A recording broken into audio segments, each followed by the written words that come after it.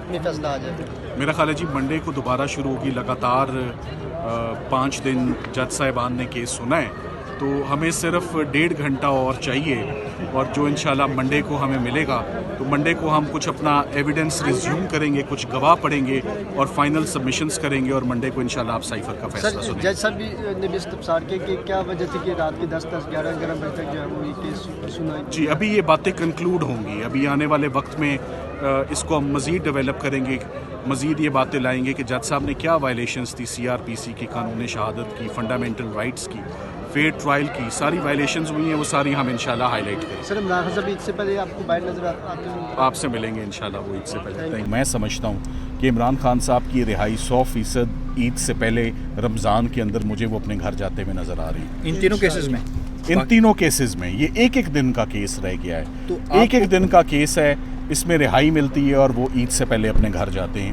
میں آپ کو یہ بھی بتا رہا ہوں کہ عمران خان صاحب کی تمام اپیل, سائفر, توشہ خانہ اور عدت نکاح, اگر جوڈیشری ہمارا ساتھ دے ان اپیلز کو سننے کے لیے, اس لیے ساتھ دے کیونکہ یہ کیسز بڑے آبجیکشنیبل مینر میں, بڑی ہیسٹ میں, یہ رات گئے تک 4 دنوں میں یہ 3 فیصلے بیک ٹو بیک آئے ہیں.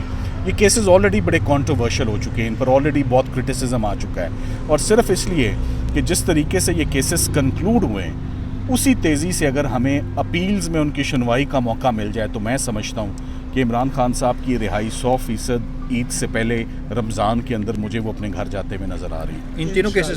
ان تینوں کیسز میں یہ ایک دن کا کیس رہ گیا ہے, ایک دن کا کیس ہے, اس میں رہائی ملتی ہے اور وہ عید سے پہلے اپنے گھر جاتے ہیں. یہ اب عدلیہ پہ ڈیپینڈ کرتا ہے, ہمیں وہ اپرچونٹی عید سے پہلے ملتی ہے جب کیسز بوگس ہوں, پولیٹیکل وکٹمائزیشن ہو, 17 مہینے سے یہ چل رہی ہو.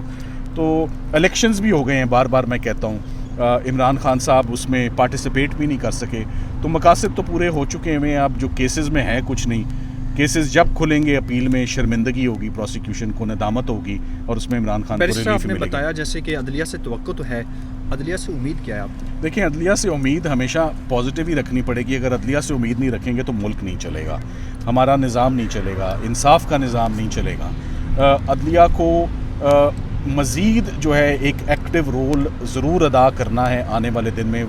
چیف جسٹس پاکستان بھی ہیں, وہ اسلام آباد ہائی کورٹ کے چیف جسٹس بھی ہیں, لاہور کے بھی ہیں, کہ پولیٹیکل وکٹمائزیشن کی جو ویو چل رہی ہے جس نے پورے نظام کو اپنی لپیٹ میں لیا ہوا ہے, اور یہ پولیٹیکل وکٹمائزیشن ہمیشہ سے چلتی رہی ہے.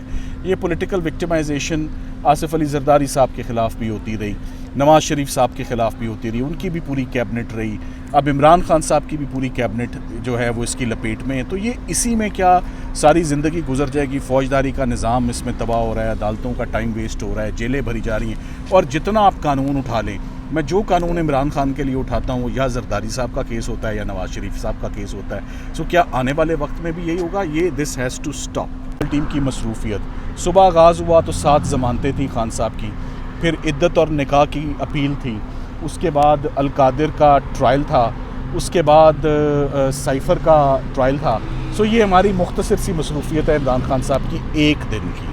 تو ہم امید کرتے ہیں کہ انشاءاللہ آنے والے دنوں میں ان کے لیے بہتری آنے والی ہے. اچھا, سائفر کیس میں خان صاحب کو ضمانت مل جاتی اسلام آباد ہائی کورٹ سے, تو آپ بتائیے گا آگے کیا ان پہ کتنے کیسز ہیں جو آگے بھی جا سکتے ہیں ان پر؟ دیکھیے, عمران خان صاحب کے اوپر جتنے بھی کیسز اس وقت بنے ہوئے ہیں, اس وقت وہ ماں سوائے سائفر کے, عدت نکاح کے, اور تیسرا توشہ خانہ کیس کے, اور کوئی ایسا کیس نہیں ہے جس میں ان کی گرفتاری مطلوب ہو.